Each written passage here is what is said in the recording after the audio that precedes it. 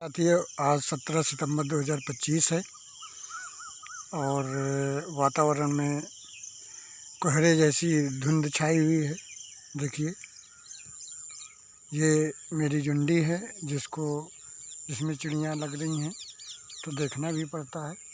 साथ में ये हंसी और पल्ली रखी हुई है, जिसमें ये सारी घास काट के भैंस को ले जाना है।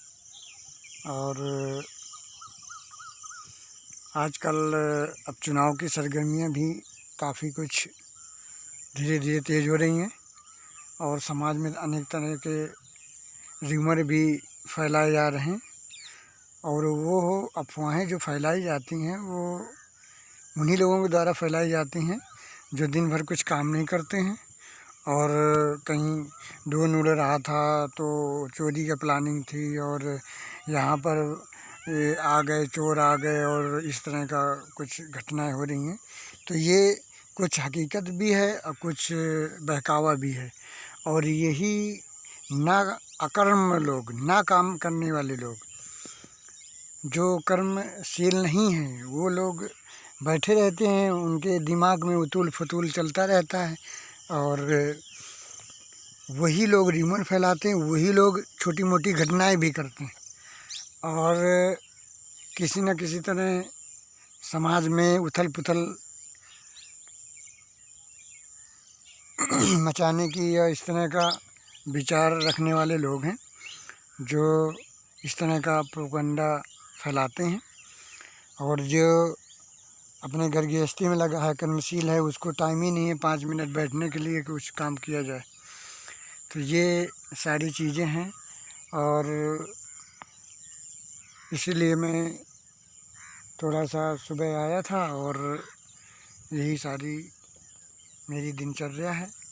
सुबह 5 बजे उठ जाना और उठ के पशुओं के लिए सारा कार्य करना और खेत वेत में जाके जो भी खेत से संबंधित कार्य है वो करना। फिर इसके बाद नहा और खाकर फिर दुकान के लिए जाना। इस तरह की दिनचर्या है। तो मेरा ये कहना था कि समाज में ये सारा क्यों होता है, क्योंकि जनता ही बावली है। जनता इतनी बावली है कि वो गहराई से कुछ चिंतन नहीं करना चाहती और खाली टाइम वो अपना अफवाह सुनकर ही अपना मनोरंजन करती है।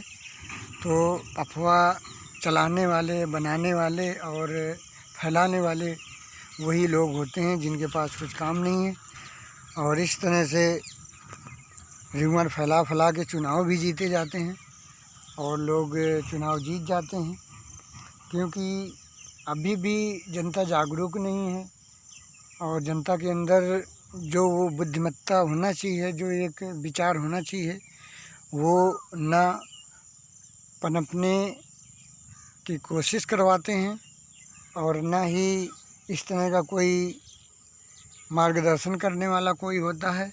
यदि कोई मार्गदर्शन करने वाला भी होता है तो उसको मनोरंजन के रूप में हाँ ही करके समाप्त भी कर देते हैं और उसका और उल्टा विरोध और एक दुष्प्रचार भी करने लगते हैं। इस तरह से समाज चल रहा है।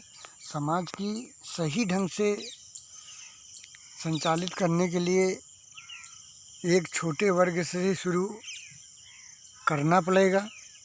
वैसे तो मैकाले का सिद्धांत काफ़ी सही होता है कि कोई भी चीज़ है ऊपर में डाल दो, 10 लोगों में डाल दो, वो 100 में जाती है, फिर 1000 में, फिर लाखों में पहुंच जाती है। यानी ऊपर से बड़े लोगों पे डालो, वो धीरे धीरे छोटे तक पहुंच जाती है। लेकिन ये चुनाव ऐसी प्रक्रिया है जो कि ये गांव से ही शुरू होगी। जब गांव में बदलाव आएगा, गांव में लोग सोचेंगे कि हमारे बच्चे बर्बाद हो रहे हैं और तमाम सारी बेरोज़गारी पनप रही है, काम धंधे है नहीं हैं। एक इंसान को परिवार चलाने के लिए कई कई व्यवसाय करना पड़ता है। मैं दूसरे की क्या बताऊं, मैं स्वयं ही अपनी बात बता रहा हूं। मैं बीएड किया, टीटी किया, बीएमएस किया, सीएमएस डी करके बैठा हूं। अब जो चिकित्सा की जाती है तो आयुर्वेद लोग उतना पसंद नहीं करते हैं। पसंद भी किया किसी ने तो वो 1 हफ्ते से ज़्यादा दवा खाना नहीं चाहते हैं। और लाइलाज बीमारियों का इलाज के लिए आते हैं। और अंग्रेज़ी दवाओं में लोग ज़िंदगी भर खाते रहते हैं। वो बता भी देते हैं कि बीपी, शुगर की, कैंसर की, तमाम असाध्य बीमारियों की सारी ज़िंदगी खाना है और खाते भी रहते हैं।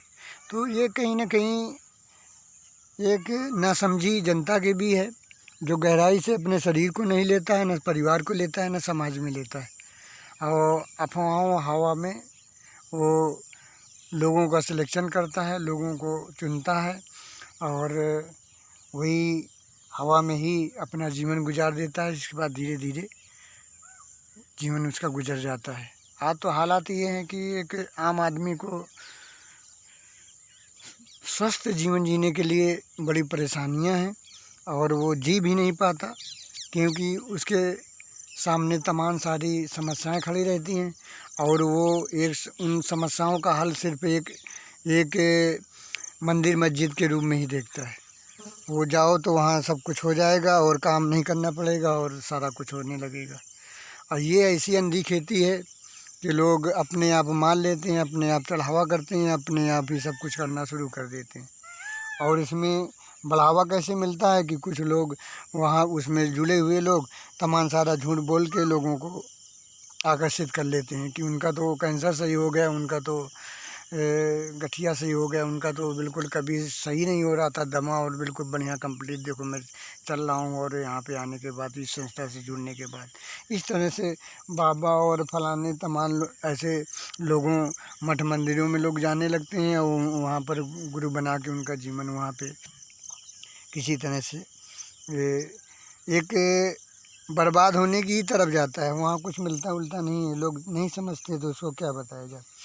संसार कर्मशील है, यहाँ जो इंसान जैसा कर्म करता है वो आगे बढ़ता है। इसमें अब वो न समझे तो उनकी बातें हैं, ये आस्था का विषय है। ये अपने आस्था आप घर में भी कर सकते हो।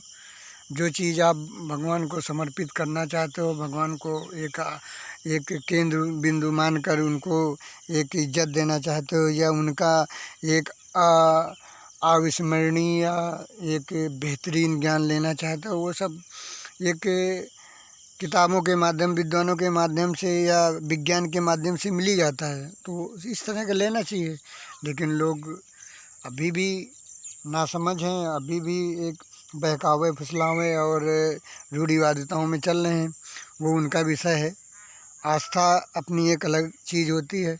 आस्था का एक मतलब है कि मैं अपने पिताजी को बहुत सम्मान करता था, पिताजी मर गए तो मैं उनके फ़ोटो या उनको चरणों को स्पंदन करके, उनका छूकर या उनको एक अपनी मन की भड़ास को रख कर अपने को संतुष्टि ले लेता हूँ। ये एक आस्था का विषय है और होना भी चाहिए, और इससे एक समाज का स्थापना भी होती है। तो कुछ चीज़ें हैं जो होना चाहिए, लेकिन उसको एक सर्वहारी या सर्वग्राही मान लो और उसी हिसाब से जीवन को उसी में ढाल लो, तो ये कहीं ना कहीं एक अज्ञानता है। ये संसार कर्मशील है और ये एक पुरुष प्रधान भी है। तो इन चीज़ों को ध्यान में रखकर लोगों को जीवन जीना चाहिए। इन्हीं शब्दों के साथ मैं वाणी को विराम दूंगा। जय हिंद, जय जय हिंदुस्तान।